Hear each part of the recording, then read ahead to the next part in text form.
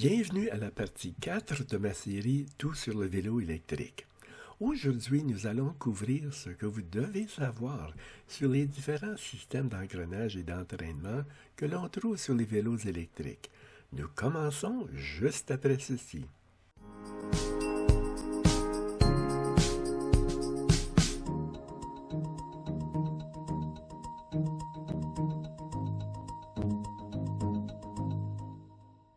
La plupart des vélos électriques, mais pas tous, sont équipés d'un système de transmission qui permet aux cyclistes d'adapter la cadence de pédalage à la vitesse du vélo et à la pente de la route ou à la force du vent. Ainsi, comme les vélos à pédales ordinaires, les vélos électriques peuvent avoir de 1 à 27 vitesses. Sur le pédalier, il y a soit un seul pignon appelé plateau, soit un dérailleur avec 2 ou 3 pignons. Comme les vélos ordinaires, la plupart des vélos électriques sont équipés d'un dérailleur sur la roue arrière qui fait monter et descendre la chaîne sur le groupe de pignons appelé cassette ou roue libre. Cela permet au cycliste de sélectionner le meilleur rapport de vitesse en fonction des conditions de conduite afin que sa cadence de pédalage soit confortable et efficace. Avec les moteurs pédaliers, il y a souvent jusqu'à 11 pignons sur le moyeu de la roue arrière. Les vitesses les plus basses, c'est-à-dire les plus grands pignons, donnent au moteur plus de couple pour tirer de lourdes charges et gravir des pentes raides. Et les vitesses les plus hautes, c'est-à-dire les plus petits pignons, permettent au pédalier de tourner à une vitesse plus lente et plus optimale lorsque le vélo va vite. Avec les moteurs roues, cette vitesse suffit généralement car le moteur tourne toujours à la même vitesse que la roue, quelle que soit la vitesse sélectionnée par le cycliste. Un gros inconvénient de l'ensemble cassette et dérailleur pour un vélo électrique à moteur pédalier est qu'il est plus sujet à l'usure qu'un vélo ordinaire en raison de la contrainte fournie par la puissance combinée du moteur et du cycliste, sans compter qu'un moteur pédalier nécessite des changements de vitesse très fréquents, ajoutant plus d'usure. Ce n'est pas le cas avec un moteur roue car celui-ci applique sa puissance directement à la roue. Seule la puissance du cycliste est appliquée à la chaîne et aux engrenages et le moteur roue ne nécessite pas de changement fréquent de vitesse. Étant donné que le moteur roue fait une grande partie du travail, la chaîne de transmission devrait durer plus longtemps que celle du système de moteur pédalier et encore plus longtemps que celle du vélo non électrique.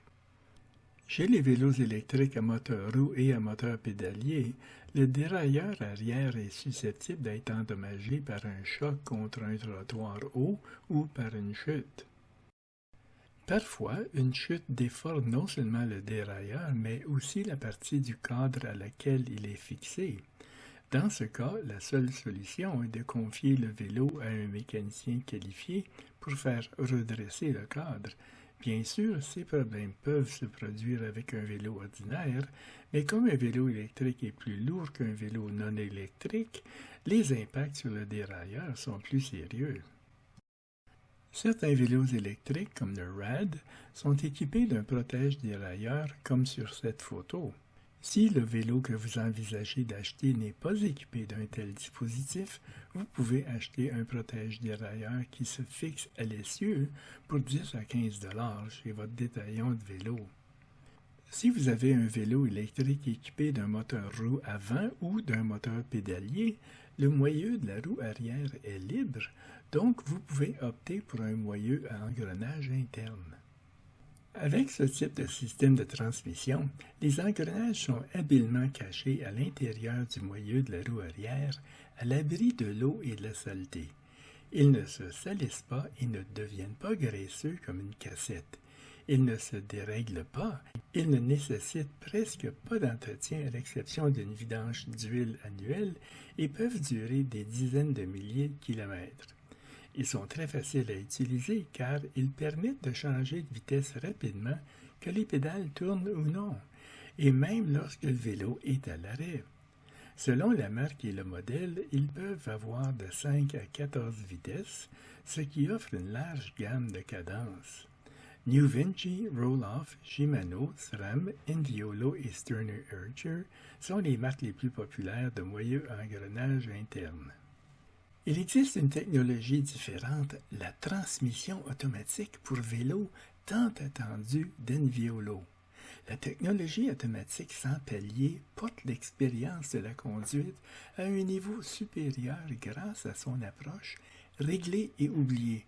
Vous n'avez qu'à régler votre cadence préférée et la technologie automatique sans palier ajustera le système Enviolo pour que vous puissiez toujours pédaler au même rythme, même en montant ou en descendant les côtes. De plus, ce système ne nécessite aucune vidange d'huile. Un inconvénient pour le puriste qui veut le vélo électrique le plus léger possible est que les moyeux à engrenage interne sont en moyenne 2 fois plus lourds qu'une cassette et un dérailleur.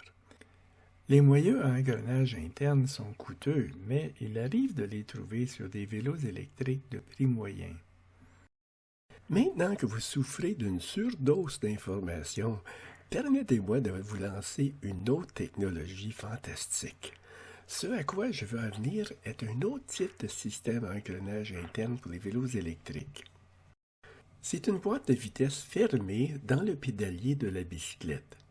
La société qui la fabrique s'appelle Pinion en Allemagne. Comme le moyeu à engrenage interne, la transmission au pédalier peut avoir jusqu'à 18 vitesses et est également facile à utiliser. L'itération que nous voyons ici utilise un moteur roue arrière avec l'avantage que seule la force du cycliste est appliquée à la courroie de carbone, offrant ainsi très peu d'usure.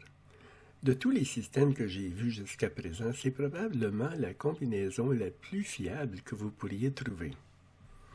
Et il y a plus encore. Si ce que vous recherchez est le meilleur vélo électrique pour gravir les pentes raides avec une charge lourde, peut-être que ce que vous voudriez, c'est un système encore plus étonnant. Pinion fait des vélos électriques avec un pédalier qui contient non seulement sa transmission, mais aussi un moteur, le tout dans une seule unité. En 2022, les laboratoires Vapor Propulsion ont mis en main la distribution de produits Pinion en Amérique du Nord. Alors peut-être que vous pouvez vous attendre à les voir dans votre magasin de vélos canadien bientôt. Pour ceux qui n'ont pas beaucoup d'argent et qui préfèrent la simplicité de ne pas avoir à changer constamment de vitesse, est le vélo électrique à vitesse unique, qui est beaucoup moins cher qu'un système de moyeu à engrenage interne. Cela nécessite un moteur roue, car les moteurs pédaliers ont absolument besoin de vitesse à la roue arrière. Un vélo électrique à une vitesse peut fonctionner avec un moteur roue arrière ou avant. Sur ces vélos, il y a donc un moteur roue, il n'y a qu'un seul pignon sur la roue arrière et un seul plateau dans le pédalier. Si cette option vous intéresse, vous pouvez regarder ma vidéo « I Hate Changing Gears » dont le lien figure dans la description. Cela m'amène au sujet suivant, les systèmes d'entraînement, c'est-à-dire le dispositif qui relie le pédalier à la roue arrière. Mais avant que j'oublie, je voudrais juste vous demander d'aider ma chaîne en donnant à cette vidéo un like, en écrivant un commentaire, en partageant avec d'autres ou en vous abonnant. Le système le plus couramment utilisé pour transférer le mouvement de rotation des pédales à la roue, sur la grande majorité des bicyclettes électriques ou non, est une simple chaîne. Ce système présente l'avantage d'être peu coûteux, léger et très efficace dans la mesure où il ne provoque pas de frottement qui gaspille de l'énergie.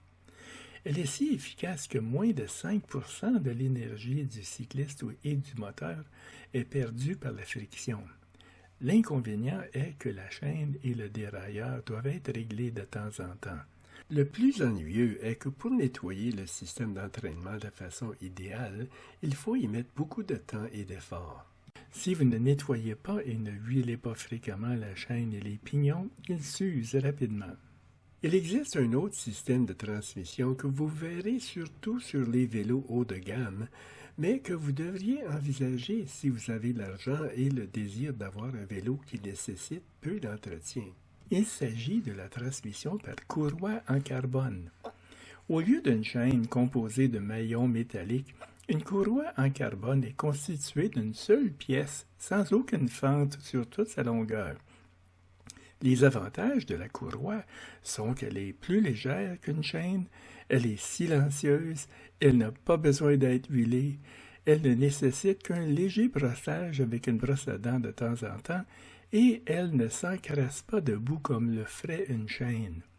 Elle est plus chère à l'achat, mais sa durée de vie est de plus de 30 000 km. L'inconvénient est qu'elle ne peut pas être installée sur n'importe quel vélo. Cela peut sembler un peu compliqué si vous êtes novice en matière de vélos électriques, mais je me contenterai donc de préciser que, comme la courroie est faite d'une seule pièce et ne peut pas être divisée comme une chaîne, on a besoin d'un tendeur de courroie et d'un cadre spécial qui s'ouvre pour permettre à la courroie de passer à travers. Il n'est pas possible d'utiliser une courroie avec un dérailleur. Par conséquent, avec une transmission par courroie, le système d'engrenage doit être un moyeu arrière à engrenage interne. Il existe une exception à cette règle, le vélo électrique à une vitesse que nous avons vu précédemment. Si la combinaison d'un moyeu engrenage interne et d'une transmission par courroie vous intéresse, il existe plusieurs marques sur le marché, même si vous n'en trouverez peut-être pas dans votre magasin de vélo préféré. Si vous n'avez pas besoin d'un accélérateur, vous pourriez envisager le très cher Reese & Muller ou une Gazelle Ultimate C380 à un prix plus raisonnable. Si vous avez besoin de beaucoup d'autonomie et si vous n'avez pas besoin d'un cadre bas et si vous avez les moyens financiers, un vélo exceptionnel serait les vélos Atlas. Il est équipé du moyeu engrenage interne Enviolo, d'une courroie en carbone Gates, du puissant moteur pédalier Bafang M600, d'un accélérateur optionnel, d'une seconde batterie optionnelle montée sur le porte-bagages et plusieurs accessoires utiles. Le problème, c'est qu'il est disponible seulement qu'en ligne et que, conséquemment, quand le système électrique fera défaut, vous ne pourrez pas compter sur l'aide d'un mécanicien local qui connaît le vélo. Pour vous sensibiliser sur ce sujet important, j'ai créé une vidéo intitulée « Le plus gros problème du vélo électrique », dont le lien figure dans la description. Puisque nous parlons des systèmes d'entraînement, il existe des vélos électriques qui transmettent le mouvement des pédales à la roue arrière par l'intermédiaire d'un arbre d'entraînement comme dans les vieilles autos. Je n'en ai jamais vu dans les magasins, les ayant découverts uniquement en ligne. Les designs de vélos à transmission par arbre que j'ai trouvés ont tendance à être très créatifs avec une apparence exotique, destinée à faire tourner les têtes. Les quelques vélos que j'ai découverts ont généralement une faible puissance et une faible autonomie et sont conçus pour des trajets courts d'une vingtaine de kilomètres. Celui-ci, c'est le Bayer Volta. Ici, nous voyons l'Igogomi. Et ici, le Handbike. Enfin, et c'est le dernier point à aborder dans la session d'aujourd'hui, je vais juste parler d'un système d'entraînement qui n'utilise ni chaîne, ni courroie, ni arbre d'entraînement. C'est un système d'entraînement qui permet de charger la batterie en pédalant. Il s'agit du système d'entraînement Ride-by-Wire, également connu sous le nom d'entraînement numérique. Il n'y a pas de connexion directe entre les pédales et le moteur, comme c'est le cas avec les autres systèmes d'entraînement que nous avons étudiés. Le fait de tourner les pédales fait tourner un générateur dans le pédalier qui envoie de l'énergie électrique à la batterie, puis l'énergie électrique de la batterie est transférée au moteur au besoin. Schaeffler-Heinzmann en Europe est l'une des entreprises qui utilise ce système. La principale critique de ce système repose sur son faible rendement. Le manufacturier affirme que seulement 5% de l'effort du cycliste est perdu dans la conversion de l'énergie de pédalage en énergie électrique et de retour à l'énergie cinétique dans le moteur. Je soupçonne que c'est beaucoup plus. Quoi qu'il en soit, Puisque la batterie peut être chargée en la branchant comme un vélo ordinaire, cette perte d'efficacité n'a pas d'importance. Il y a un autre inconvénient qui me vient à l'esprit et qui serait grave si vous habitez dans une région vallonnée. Avec la chaîne ou la courroie, lorsque vous montez une côte, vous aidez le moteur lorsque vous pédalez, car l'effort de pédalage est directement transmis au système d'entraînement. En revanche, avec un système de pédalage ride-by-wire, l'effort de pédalage du cycliste ne s'ajoute pas à l'effort du moteur, car il sert uniquement à recharger la batterie. Enfin, le moteur n'est que 250 watts. Sans l'aide directe du cycliste, il ne serait pas assez puissant pour négocier une côte raide. Mais ne retenez pas votre souffle jusqu'à ce que vous en trouviez un dans votre magasin de vélo électrique préféré. Voilà qui conclut la partie 4 de cette série. Joignez-vous à moi à nouveau dans la partie 5 qui portera sur les roues et les pneus. Nous verrons comment les roues et les pneus influencent le type de vélo électrique qui convient à vos besoins et nous parlerons de ce que les fabricants de vélos électriques font ou non pour protéger votre futur vélo électrique contre le fléau du cycliste, un pneu crevé. Merci d'avoir regardé et rappelez-vous, n'arrêtez jamais de faire du vélo.